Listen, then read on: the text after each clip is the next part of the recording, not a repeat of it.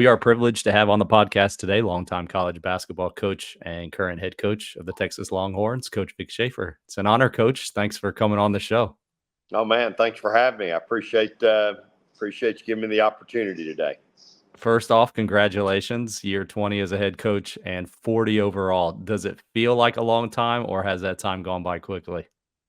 It really has gone by, I think, fairly quickly. I mean, it's hard to believe I'm going into my 40th year, and I feel young. I love being around these kids. They energize me every day. I've really been blessed throughout the course of my career, all the way back to my first job coaching ninth grade, at Milby High School, and then taking a really bad job at Sam Houston State with no budget, and probably wasn't no more ready to be a head coach than a man on the moon at age 29. Coach Blair taking me in for 15 years and being a longtime assistant to him. I mean, I learned a lot, with him. So pretty special career. And obviously our 8 years at Mississippi State were pretty cool. That was 8 great years for the Schaefer household. And now we've been here 4 years. It's hard to believe we've been here 4 years at Texas. Yeah, time goes by quickly. A lot has changed. I would assume the budget has changed considerably since that first job as well. 1991 at Sam Houston State, my budget was $20,574. That was for everything. That's for referees, recruiting, team travel, equipment, postage, everything. And that was cut 44% from the first year, which was $36,000. Do the math. $36,000 minus 44% is $20,574. And that was for my first 2 years. So it was rough. Not to mention, I probably wasn't no more ready for that job than a man in the moon, right? So, but it's really, it's what's really developed me and made me who I am today, and makes you really appreciate the journey. It's been quite a journey. A lot that we could talk about with Coach, but I wanted to focus in on the defensive end. And, Coach Schaefer's Longhorn teams, always good defensively. This last year led the Big 12 top defensive in the league. Large reason why they won the Big 12 tournament and were the number 1 seed in the NCAA tournament. Coach, speaking a little bit more broadly, what has changed for you defensively, and what has remained constant over your time coaching? Yeah, when they came out with this rule changes, probably, 9-10 years ago, where you couldn't put your hands on anybody, you couldn't have an open hand, that was an automatic foul. I can remember calling Johnny in, my assistant at the time, who's now the head coach at Auburn, and telling her, I said, we're not going to change. We're just going to coach better and teach better. We built that program on playing hard, on toughness, on competitive spirit. Hard to say a team is tough, physical, and aggressive standing around in a 2-3 zone playing hope you miss defense. It's hard to build a fan base. It just don't work. It doesn't fit.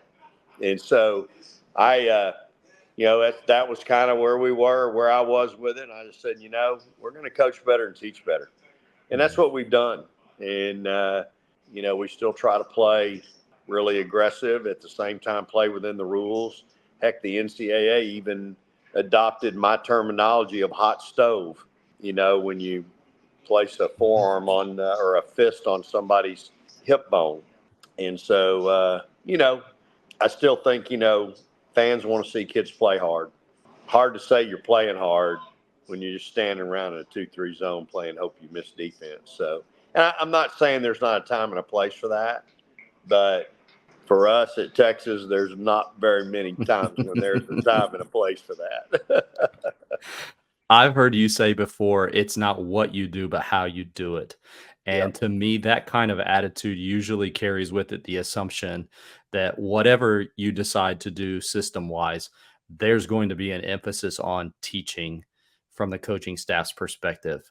I'm going to guess that you already mentioned these, but what would you say are those core principles that you guys are preaching on a daily basis on the defensive end?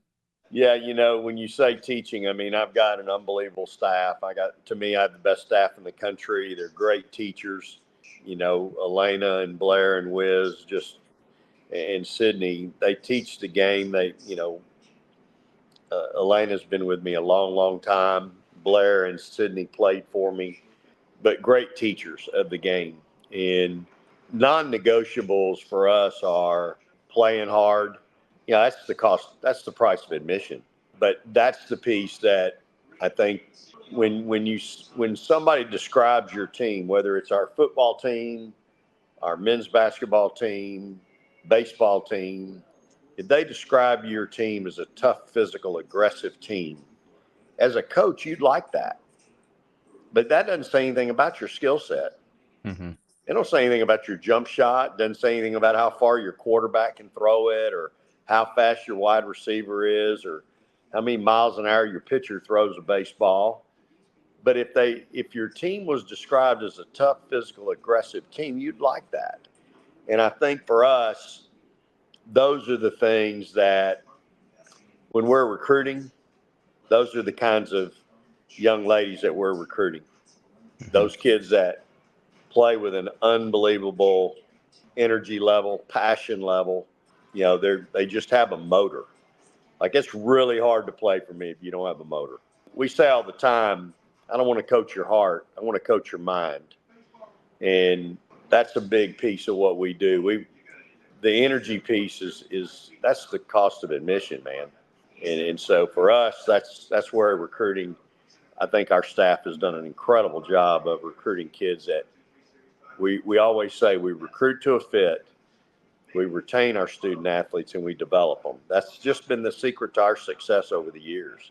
Getting harder and harder to do that, by the way, the retaining piece with everything going on. But you look at our teams over the course of time, those kids that have stayed the course with us 3, 4, 5 years, man, they've really developed into some really good players. As you were talking, I haven't really thought a lot about this. I'd like to get your thoughts about it, but then also hear how you do it. Recruiting those players who they give effort, they work hard. But is that the same as they're competitive? Competitiveness and just straight effort. And then the question that I always get is from coaches at every level, how do we make our team more competitive? How do you create this culture of competitiveness within your environment? Because I feel like, especially when we're talking defensively, you have to have that Yeah. mindset and give that kind of not just effort, work hard, but like you have to compete on that end. Yeah, we call it a competitive spirit. You've got to have a competitive spirit. For us, it's what we do every day. Again, it's not what we do, but how we do it. Our drills are very competitive, especially on the defensive end. We do very little 5-on-5. Hmm. I'm a big 2-on-2, 3-on-3, 4-on-4 guy.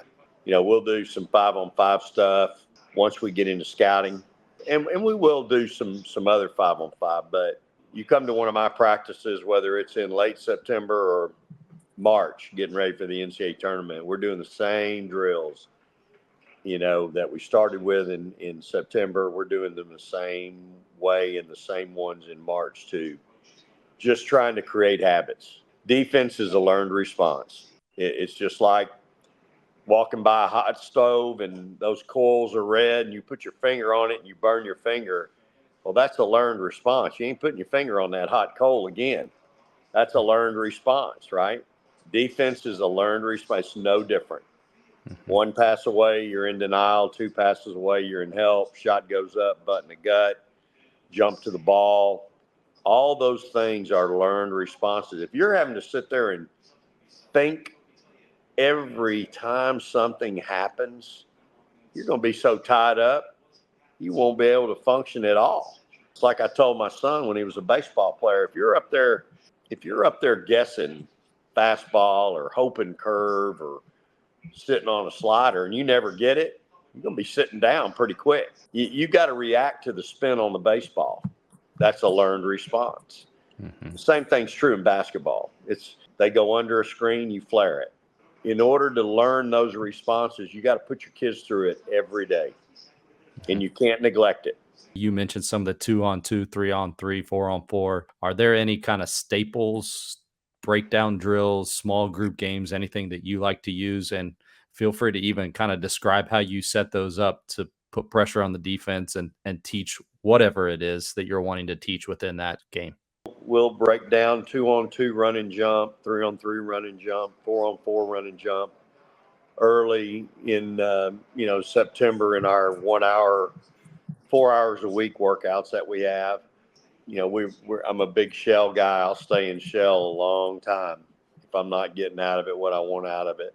And I got that from, some coaches that I've really paid a lot of attention to over the course of my career. Been at schools, where I've been. Steve Forbes on the men's side, Billy Gillespie on the men's side, Chris Beard here at Texas when he was here. Those guys stayed in shell a long time. And I just think that's, when you're in 4-on-4 shell, you're really working hard. The floor is way more open. It's harder to guard. 1-on-1, you got to really focus on your help side. Those are all things that over the course of time, even when I was at Arkansas, with Nolan, watching him teach those guys, demand of those guys, all those things. I think we start off every practice with defense in the floor, mirror, and shell. Those are the first 3 drills we're going to do in September at the first practice. We're going to do it in March until we get beat. Then we're going to have a rebounding drill in there, 3-on-3 rebounding or 4-on-4 rebounding. But we're going to have a rebounding. As I was reminded by Gary Blair one time, part of defense is rebounding. I got reminded of that after we gave up about 25 offensive boards one night and got upset at home by Oklahoma State. And he walked by my office the next morning, and he walked by it, and then he backed up and he leaned in my door and he said, "Hey, by the way, rebounding is part of defense." And he just walked on down the hall. I got the message. I called a good friend of mine who had the number 1 rebounding team in the country at the time. I got their top 2 rebounding drills that they were doing. I do them every day to this day. Yes. Those are all things that we're going to do a lot. I was just having this conversation last night, and I'm kind of miffed by I've heard some coaches say we emphasize it one year and we averaged 16 rebounds a game or 20 rebounds a game or whatever. Then I don't emphasize it the next year and we average 20 rebounds a game. I personally think there are other factors involved with that. Maybe you have taller players, Sure. maybe you have, but I get this sense that it's communicated sometimes like you just have what you got. Sometimes it's have to do with how tall they are. I feel like there is a missed emphasis or a lack of emphasis on the pursuit of the ball. It's not just yelling at them to get tougher, but reading the flight of the ball, understanding where it's going to go, being the first one to go and get it. Those elements. What kinds of, we just talked about teaching. So when you're teaching and actually emphasizing, there's no way Coach Schaefer's just over there saying, yelling rebound like that's going to fix the problem. Like how are they going to get better and understand what it takes to actually become a good rebounding team? Yeah, 7 out of 10 rebounds go on the backside. So that's the first thing we talk about. Follow the flight of the ball, but 7 out of 10 are going to the backside. That's percentages. Those are pretty true percentages. And so Tierra McCowan, Anriel Howard, 2 of the best rebounders I've ever had. Anriel pursued the ball. Tierra McCowan just moved people. I've got a 5-player right now. She will move your butt. I think she's going to be a great rebounder for us. The shot goes up, butt in the gut, to me is, and we always talk about here, he who hits first wins. If you're getting hit, you probably ain't winning. And so he who hits first wins. And, we work on that every day. 3-on-3 rebounding, that drill that we have at half court. Then we have one on the quarter court. But, rebounding is physical. You got to have some toughness. You mentioned the rebounding drills. Is there 1 or 2 of those that you can describe? Yeah. The one drill that we do every day, it's 3-on-3 half court rebounding, where we start at the circle at midcourt. There's 2 seconds on the shot clock. The defense or the rebounders are on the inside, and then you have 3 people. It's our managers typically holding pads on the outside. and we tell our kids, put your heels on the circle and don't let the pad in the circle. And so I blow the whistle, the shot clock goes from 2 to 1 to 0, and they got to try to keep that pad out of the circle. But we also put a medicine ball in the middle of the circle, and you certainly don't want to let that pad touch that medicine ball. For 2 seconds, you're busting that pad and you're trying to keep him out of the circle. But at the very least, you do not want them getting around you and touching that ball in that 2-second span. And your people on the inside, they got a towel around the back of their neck, so they can't they can't grab. You got a towel you're hanging on to. You got to turn and bust that pad and turn around and use your feet to keep that pad between your cheeks, as we say.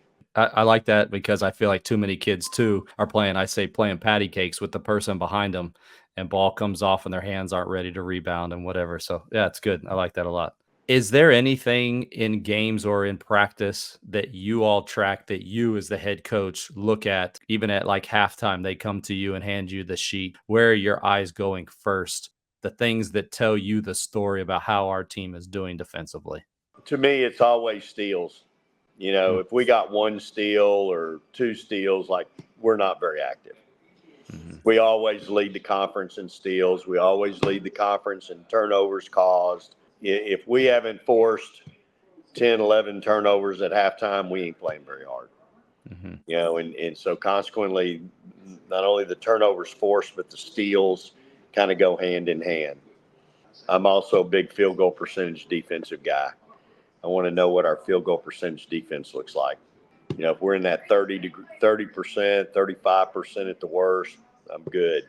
Somebody's shooting 41, 42, 43, I'm probably not very happy. And that's a great indicator, too, of how hard we're not playing. I did want to mention your championship production videos because you go into detail with some of those drills and that kind of thing. But Yep. any of those come to mind, or anything that maybe I didn't talk about that you're like, it has this in there, and I'd encourage coaches to go take a look at that. Yeah, those I think I've made 2 or maybe 3 now for them, and they have all our drills, both our defensive drills that we do every day, as well as some of our breakdown stuff that we do for dribble drive. Dribble drive has really been good to us offensively. It's really changed and helped us be really, really good over the course of time. I've been really blessed to have some great guards over the years. Of course, I've had Tierra McCowan, who was a 2-time first team All-American at 5, and we ran dribble drive with her. Right now, I've got Taylor Jones, who's going to be a pro. Kylo Oldacre, big 6'5", will move your butt. 5-player. Both those kids are going to be really good in our dribble drive stuff, but also with our rebounding drills. So I think both of those tapes will really show our listeners exactly what we want to do and how we want to do it. And again, we're always available here if they want to reach out. We've got film available here, and always welcome to come to practice. I don't have close practices, so. Do you feel like the dribble drive, that style of offense, do you feel like that's actually made your defense better? The mid-range is a lost art. Today's world is all about threes and threes and more threes, and then layups maybe. But, I've had some really good mid-range guards over the course of time. Madison Booker just became a first-team All-American with an incredible mid-range game. Rory Harmon, All-American with a great mid-range game. Both those kids can get to the rim, and both of them can stretch you, but it's their ability to get to their spot, that 10 to 12-foot range, that makes them elite. Their ability to finish with contact. I think the mid-range is a lost art, and I think for us it's really important, and dribble drive has really allowed us. Jordan Danbury is probably the best mid-range guard I've ever had, played for me at Mississippi State. If she got to 15 feet now, I'm telling you, it was 7, 8 out of 10 were going in. And she had the best spin reverse move I've ever seen, ever coached. Been fortunate to have some really good guards over the years, and, great point guards. Morgan Williams, Jasmine Holmes, got Rory Harmon now. Book played it last year. I had to move her from the 3 over to the point guard when Rory went down, and man, she was a champ. Just did an unbelievable job. So been really fortunate. The last thing I'll ask you, how do you feel moving over to the SEC? Does it feel like a bigger deal for the program than for you since you've already been there? Probably. Yeah, I Yeah. think that's fair.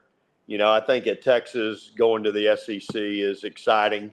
And, it's a new beginning for such a historical, tradition rich university, both academically and athletically.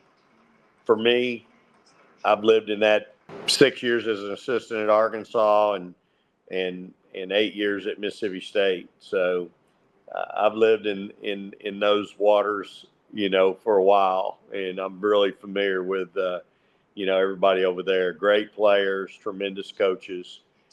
I think the thing that really sticks out is you got administrations that are they're committed, they're invested in women's athletics and specifically women's basketball. And so it's a great league. And that's not to say that they're not in the Big 12, because the Big 12 is great as well. Great coaches, Hall of Fame coaches, great players. It's a monster league. Yeah. But the SEC is as well. And it's an exciting time for us here at Texas. For me, I'm pretty familiar with that area. So it'll be old home week for me, I'm sure, just about every week. I know this. I've got to go to South Carolina, to Ole Miss, to Mississippi State, and to Auburn. Welcome to the SEC. Good luck. Yeah. And I've got to go to some other places too, but those were all, Johnny's at Auburn, my longtime assistant. Obviously, Mississippi State's where I was for so many years, and Ole Miss was our rival, and then going to South Carolina. So, and that's fine. No big deal.